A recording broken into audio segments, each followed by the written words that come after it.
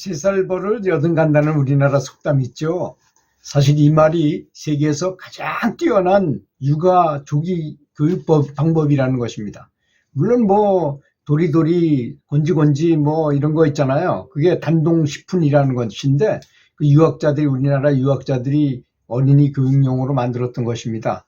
뭐 그런 것들도 있지만 그거보다 더 한마디로 단 한마디로 추격한 말. 3살 버릇 여든 간다. 3살 때 이미 95%의 두뇌 세포가 완성이 된다 그럽니다. 그 부근에, 그 무렵에 뭔가 이렇게 주입을 제대로 시킬 수 있으면 아이가 그렇게 똑똑해진다는 거 아니겠습니까? 지금까지 알려진 것 중에 세계적으로 가장 유명한 칼비테 교육법이라는 방법이 있잖아요. 독일 루흐 지방의 시골 교회 목사였던 그 칼비테라는 사람이 자기 아들이 태어났는데 좀 약간 전응아로 태어났다고 합니다. 목에 탯줄을 걸고 태어났다고 그러는데, 그래서 칼비테 주니어가 태어났을 때 그 아이를 계속 소리를 들려주면서 말을 들려주면서 책을 읽어주는 거죠. 그래서 귀를 트이게 하고 계속 대화를 하면서 또 자연물을 항상 가까이 하게 하면서, 자연은 사람한테 정말 자연스러움을 주잖아요. 자연스러운 지혜를 줄 수 있잖아요. 그리고 한 대화를 통해서 교육을 시켜가지고 엄청난 천재를 키워냈다는 것입니다. 그 사람이 이제 페스탈로치하고 절친이었는데요.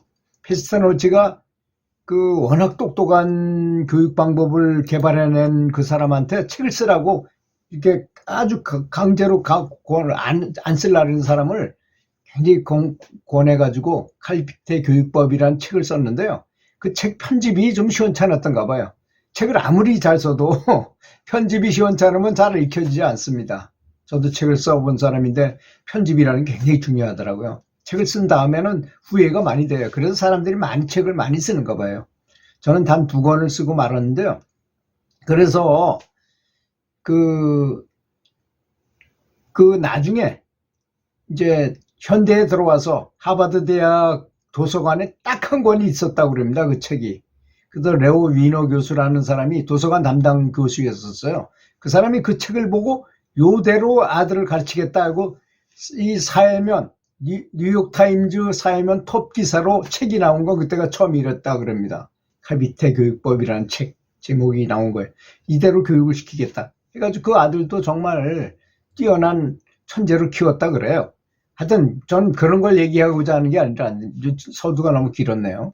제가 이제 뭐 여러 번 자랑했지만 제가 테니스 감독으로 체육교사였으면서 테니스 감독으로 우리나라에 정말 우수한 선수들을 많이 키워냈어요. 뭐 물론 제 얼굴을 알 테니까 테니스계에 있었던 사람은 저를 다 기억할 것입니다. 잠시 동안 중학교 교사, 고등학교 교사를 했었으니까, 그리고 뭐 국내 유명한 선수들을 많이 키워냈으니까. 근데 그러면서 불구하고 뭐 카퍼레이드도 하고 우리끼리 결승도 하고 막 그랬는데, 중학교 교사가 아무리 잘해봐야 뭐 사회적으로 유명한 어디 뭐 이렇게 드러날 건덕지가 없잖아요, 사실. 이렇게 뭐 제가 사는 시가지 시내에서는 뭐 시내 행진도 하고 시가지 행진도 하고 뭐 그랬지만, 뭐 그렇다고 그래서 그 뭐 교사 한 사람이 그렇게 잘했다는 것이 뭐 대단한 대서특필할 만한 내용도 아니잖아요. 그래서 이제, 그리고 놀란 것은 제가 어떤 학부모한테 테니스를 이렇게 치면 잘 치게 한다 해가지고 그 후배가 제 말을 들어가지고 학부모한테만 얘기했어요. 코치한테 말도 안 하고. 당신이 가르쳐라. 코치는 코치대로 하고 당신이 데려다가 많이 치면 잘 친다 하는 걸 가르쳐 줬어요. 그래서 그 친구가 아직까지 현역 국가대표 선수예요. 물론 그 아버지도 인정을 하고 그 할머니 할아버지도 다 인정하는 그런 처지입니다. 그런데 한 사람도 나한테 와서 물어보는 사람이 없었다는 것이 참 가슴 아픈 일이었다고 제가 얘기했잖아요. 좀 잘 가르치고자 하면 잘 가르쳤던 사람들의 그 노하우를 좀 배울 만도 한데 안 배우는 거예요. 그래서 야구 선수들한테 그런 걸 한번 실험해 봤어요. 야구 선수 김하성처럼 수비를 잘하게 하려면요, 간단합니다. 방법이 있어요. 그렇게 할 수 있는 연습 방법이 있어요. 그렇게 하면 되고 많이 훈련하면 되잖아요. 그죠? 근데 야구공 갖다 그렇게 연습할 수 없어요. 테니스공 가지고 연습하면 얼마든지 할 수 있잖아요. 볼도 굉장히 더 세게 야구공보다 더 빨리 날아오게 해가지고 연습하면 수비 기가 막힌 사람이 될 수 있어요. 그렇지 않습니까? 그렇게 해가지고 성공한 사례도 있어요, 이미. 물론 뭐 더 이상 얘기는 안 했지만 거기에 대해서. 그리고 축구도 역시 그렇게 연습하면 된다는 것을 제가 그걸 제안해가지고 제가 그런 인터넷에다 그런 글을 한번 썼더니 참 성의 있는 학부모들은 다르더라고요. 당장 그날 전화해가지고 그 다음날 당장 아들을 데리고 부인까지 대동하고 저한테 왔어요. 제가 중학교 교장을 하는데 그 학교까지 찾아와서 저 감동 안 할 수가 없잖아요. 그런 사람한테. 그래서 이제 그분하고 통화를 했는데 아마 수백 시간도 될 거예요, 아마. 계속 가르쳐 드렸어요, 거기. 아마 그분은 체육대학을 졸업하고 체육대학원을 졸업한 정도로 저한테 많은 말을 들었을 것 같습니다. 그렇게 많이 얘기해 드렸어요. 뭐, 코칭 스태프와의 관계라든지 이런 것도, 제가 교육청 장학사를, 체육 장학사만을 10년을 했던 사람이니까 뭐 도사죠, 그쪽에서는, 그쪽 방면에서는. 그래서 뭐 주의해야 될 사항 이런 것도 자세히 가르쳐 드렸어요. 그리고 이제 제가 얘기한 방법대로 그 클럽에서 또 축구 훈련하는 데서 그대로 하게 놔두고 낌새도 보이지 말아라. 그래서 저 코칭 스태프들한테는. 그리고 자기 아들은 방과 후나 새벽에 본인이 아빠가 직접 훈련시켜라. 그러니까 키도 크고 몸도 좋고 원래 기술도 있는 상태에서 그렇게 훈련을 시키니까 이 축구라는 거는 항상 22명이 나가서 게임을 하면요. 누가 잘하는지 못하는지 뭐가 특징인지 금방 알잖아요. 안 그렇습니까? 금방 보면 누구나 삼척동자라도 다 알 수 있어요. 그 실력을. 그래서 실력을 가진 사람은 낭중지추입니다.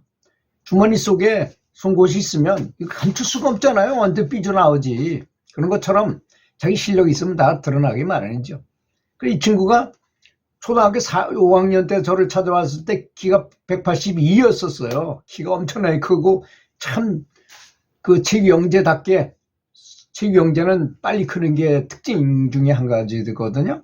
그리고 와가지고 지금은 고등학교 1학년이 됐는데 키가 193.5예요. 그리고 독일로 유학을 보냈어요. 바로 차범근이 뛰던 프랑크푸르트 팀의 유소년 팀의 16세 부에 있습니다. 그러니까 대한축구협회에서도 이미 압니다. 그 선수를. 근데 이번에 독일로 전지훈련을 왔어요. 17세 U17이 거기 왔는데 그 선수는 마침 발목을 다쳤어요. 그래서 거기 합류는 안 했다 그래요. 학부모한테 연락이 왔는데 뭐 발목이 아픈데 게임을 뛸 수 없는데 그거 합류해봐야 뭐 하겠습니까? 물론 다 알고 있죠, 실력이. 그리고 그 코칭 스태프한테 물어보면 이 선수가 어느 정도 기량인지 금방 알잖아요. 또 동영상을 봐도 알 수 있고. 뭐 그런 건 전혀 걱정할 필요가 없는 거예요. 실력만 확실히 있다면. 이강인 선수 이미 국내에서 기술이 대단했어요. 스페인 가서 선수 좀 좋아지긴 좋아졌겠죠. 여러 가지 면에서 뭐 좋아진 것도 있지만 원래 기본기가 탄탄하기 때문에 그게 다 가능한 거 아니겠습니까? 그래서 그 선수도 이미 기본기가 탄탄한 상태에서 독일에 가서 거기 처음에는 뭐 그 독일 애들이 그 몸싸움을 잘해가지고 체격이 큰데도 조그만 애들한테 막 튕겨나가고 막 그랬었어요. 그래 여러 가지 애로사항을 겪어서 지금은 뭐 간지 벌써 1년이 됐으니까 이제 독일 말도 할 줄 알고 그 팀에서 이미 에이스로 9번을 딱 받아가지고 뭐 잘하고 있습니다. 그래서 그러니까 우리나라 국가대표의 최종 공격수로 발탁되는 건 시간 문제죠. 이런 여러 사람들의 노고가 있어야만 어떤 선수 하나가 나올 수 있는 것입니다. 저도 축구를 아주 좋아하는 사람으로 오늘 저녁에 태국과 한국 팀이 축구를 하는데 뭐니 해도 가장 중요한 건 골이 아닙니까? 골 결정력이 좋아야 된다는 거 아니겠습니까? 예를 들어서 골대 앞에서 날라오는 볼을 헤딩을 한다고 생각해 보세요. 헤딩을 500번 연습한 사람하고 2000번 연습한 사람하고 누가 잘하겠습니까?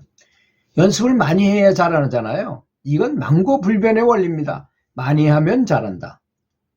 그런데 똑같은 조건으로 축구 시합하는 것처럼 연습해가지고 많이 할 수가 없어요. 장난처럼, 재미로, 재미있게, 장난처럼 이렇게 해야 많이 연습할 수 있잖아요. 그래야만 날라오는 공을 헤딩해도 정확하게 들어가게 할 수 있을 거 아니겠습니까? 손흥민 선수 그 손흥민 존에서 쏘는 그 중거리 슛이 그냥 우연히 됐겠습니까? 수많은 훈련에 의한 결과 아니겠습니까? 그래서 많이 하면 잘한다는 것은 누구도 부인할 수 없는 사실이라고 믿어 의심치 않습니다. 이 선수가 빨리 우리나라 국가대표 최종 공격수, 아니 세계에서도 가장 뛰어난 공격수 중에 한 명이 되리라고 저는 확신하고 있습니다. 그렇게 되기를 간절히 기도하겠습니다.